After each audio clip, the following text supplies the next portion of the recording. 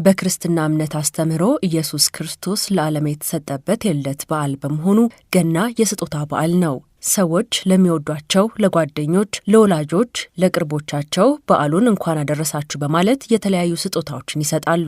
የገና በዓል ከሌሎች በዓሎች በተለየ ስጦታዎች እየተሰጣጡ ማክበር በሌሎች ሀገራት እጅግ የተለመደ ነው። አሁን ኢትዮጵያም ላይ የገናን በዓል አስመልክቶ ለስጦታ የሚሆኑ ገበያዎችና ሸመታዎችን መመልከት እየተለመደ መጥቷል። እኛም በአዲስ አበባ የገበያ ቦታዎች ላይ የበዓሉ ገበያ በተለይም ለስጦታ የሚሆኑትን ዕቃዎች ከነዋጋቸው ጠይቀን ይህንን አሰናርተናል።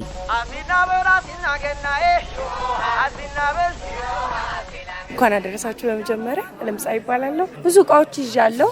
የገና ስጦታዎች አሉ፣ የቦሎች፣ ክሪስማሶች። እኛ ደግሞ አሁን ገናን እንትን ያልን ያለ ነው በዛፍ ሰም በመስቀል ፓኬጆች ነው። ለየት የሚያደርገን ኳሊቲ ያላቸው እቃዎች ይዘናል።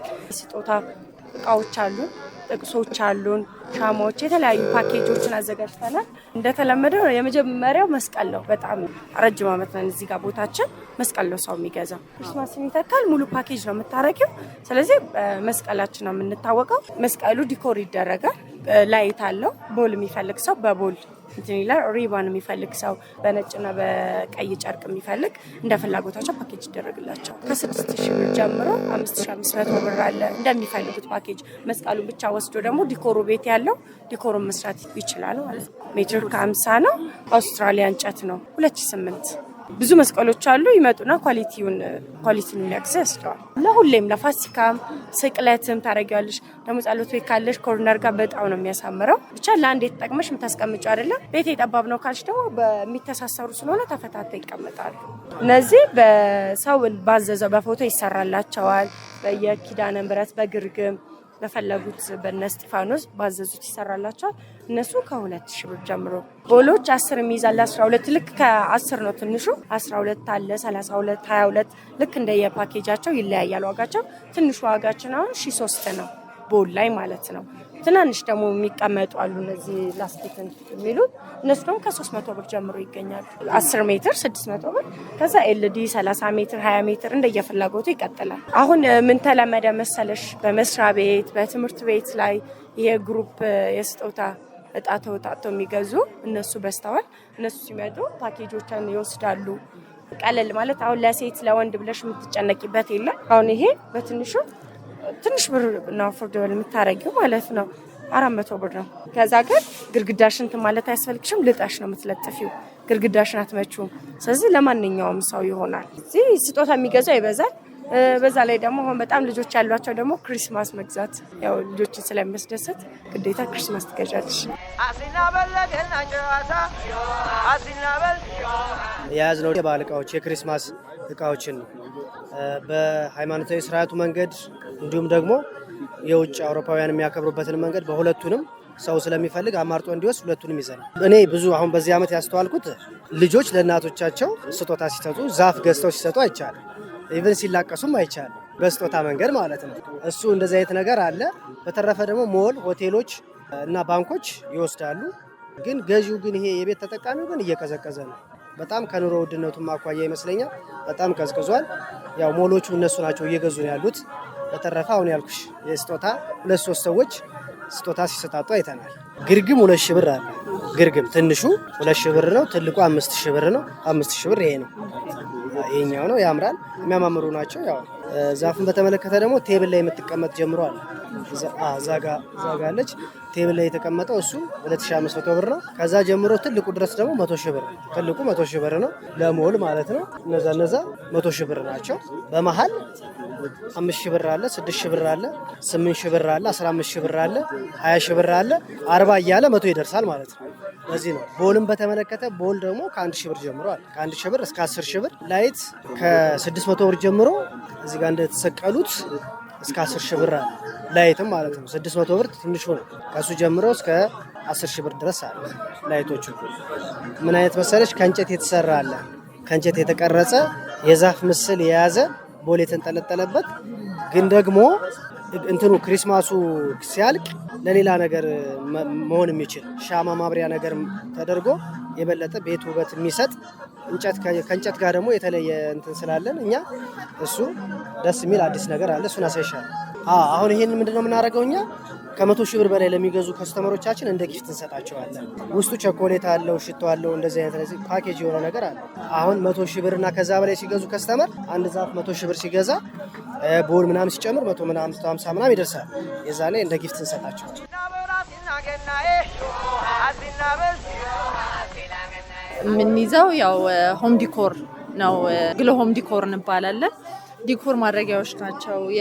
ለቢሮ መሆን የሚችሉ ለመኖሪያ ቤት ደግሞ ለሳሎን ለመኝታ የሚሆኑ የሳሎን ጨርቆች አሉን፣ የሶፋ ጨርቆች፣ የአልጋ ልብሶች፣ የኪችን እቃዎች አሉ፣ እነረከቡት እነሲኒ በቃ አጠቃላይ ቤት ውስጥ በይበልጥ ደግሞ በዓል ሲመጣ የምትቀይሪያቸው ነገሮችን እና ማሳመሪያ ነገሮችን ቫዞችን፣ አበባዎችን ይዘን የተገኘን በብዛት ያው አሁን ገናም ስለሆነ ከገና ጋር የሚመሳሰሉ አይነት ነገሮችን ያው የሻማ ማቅረቢያዎችን ይሄ መብራቶችን እና ቴብራነር ስላለን ለገና የሚሆኑ እንደሱ አይነት ነገሮችን ነው የሚገዙት። ለሌላ ጊዜ ግን ያው እንዳልኩሽ የምንይዘው የቤት እቃ ነገሮች ዲኮሮች ስለሆነ ቤታቸውን ለወጥ የሚያደርጉበት ነገር ነው የሚይዙት። ለስጦታ ደግሞ በብዛት ለቢሮ የሚሆኑ ነገሮችን አሉን ትንንሽ የሆኑ ቅርጻ ቅርጾች ማለት ነው። ሁሉም የውጭ እንትኖች ናቸው እና በጣም ነው የሚያማምሩት። የተለያየ ቅርጽ አለ። እሱን ደግሞ ለስጦታ ይመርጡታል።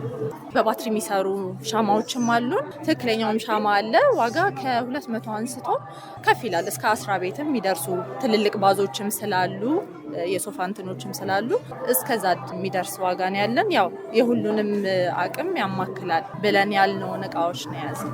ቅርጻ ቅርጾችም አሉን የተለያዩ ቅርጻ ቅርጾች። ያው እነዚህ እንደ ሌክዠሪ ባያቸው ያው እንደ ትርፍ እንዲህ በጣም ወጣ ያለ ነገር ለሚፈልግ ሰው ብለን ነው ስጦታ ለመስጠት። አሁን ቅርጻ ቅርጾች ብልሽ ያው ከሺህ ቤት ጀምሮ ነው ያለው።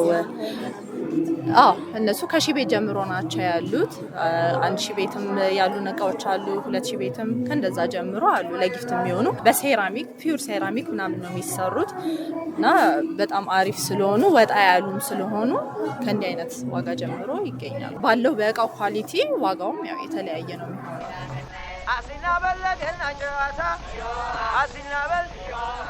ጌጣጌጦች የተለያየ ለሽፎን የሚሆን ለበዓል የሚሆን ለአብሻ ቀሚስ የሚሆን አላባሽ የሚሆን ጌጣጌጦች አሉን። መገናኛ ላይ ያለን፣ ቦሌ ላይ ያለን፣ መርካቶ ላይ ያለን። ከሱቋ ጋር ዲስካውንት አድርገን ነው እዚህ የምንሰራው። ለሁሉም የጣት ቀለበቶች፣ ለጊፍት፣ ለስጦታ፣ ለገና፣ ለጥምቀት፣ ለተለያየ ነገር ስጦታዎች አሉን። ይምጡ ይጎብኙን እንላለን። እኛ ጋር ቢመጣ ሰው የሰውን እንትን ያማከለ ነው። ከ200 ጀምሮ ጆሮ ጌጦች እስከ 600 ብር የተለያዩ ጆሮ ጌጥ እንደ ሰው ምርጫ እንደ ሰው አቅም በተለያየ አለን። ብራስሌቶቹም እንደ ሰው ምርጫ የሰውን አቅም ባማከለ ከ500 ብር እስከ 1500 ብር አለን። የተለያየ ማጌጫዎች ማለት ነው። ለስጦታ የሚገዛናል፣ ለራሱ የሚገዛናል። ሰው ለራሱ የሚገዛል፣ ለስጦታውም ለተለያየ ነገር በብዛት ለስጦታ ነው። የገና ስጦታ የስጦታ በዓል ነው፣ የታወቀ ነው። የገና በዓል ለስጦታ ሰው ብዙ ጊዜ እኛ ጋር አላባሽም ይወስዳል። አሁን የበዓሎቹን ለሽፎን የሚደረግ ይወስዳል። እንደገና ኦኬጅን ይወስዳል። የአንገት ጌጦች፣ ብራስሌቶች ይወስዳል። ሰው ተጠቃሚ ነው። ቆንጆ ነገር ነው ይዘን የመጣነው። ኤግዚቢሽን ላይ መጣው እንትን ቢሉ ዲስካውንትም አለው ለስጦታ። ቢያንስ እኛ አሁን የእንጨት ነገር ነው ይዘን የመጣነው። ጥቅስም አለ፣ ጥቅስ ምናምን አሁን ለገና ምናምን ያ ጥቅስ አለ። በእነዚህም ደግሞ አለ። ዋጋው ይሄ 1800 2000 ብር እና ደግሞ ለሻማ ማብሪያ ምናምን ከኔ አሁን እዚህ በጣም 3 ጊዜ ያገኛሉ። ስጦታ ነው እስከ አሜሪካ ምናምን። ከትላንት ወዲያ አሁን አንዷ አሜሪካ ነው ሄደው ብላ ፓኬጅ ወስዳለች። ይሄኛው ስጦታ ለመስጠት እሱ ነው የሚገዙት ለስጦታ ማለት ነው። እና ይሄን ነገር ነው የሚገዙት ለስጦታ ነው። ጥቃቅን ነገር ታሽጎ የሚሰጥ ነገር እሱ ነው የሚገዙት።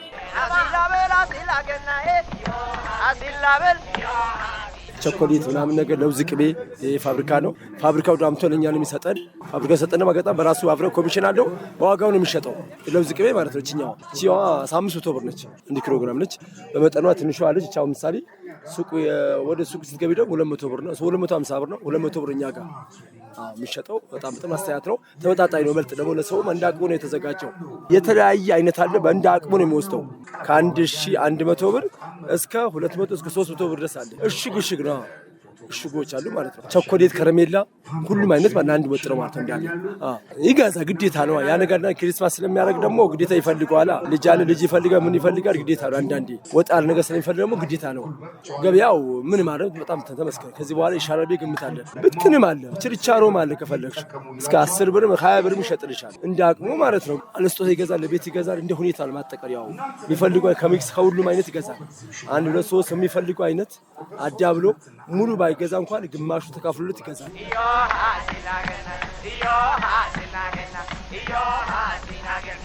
Yo,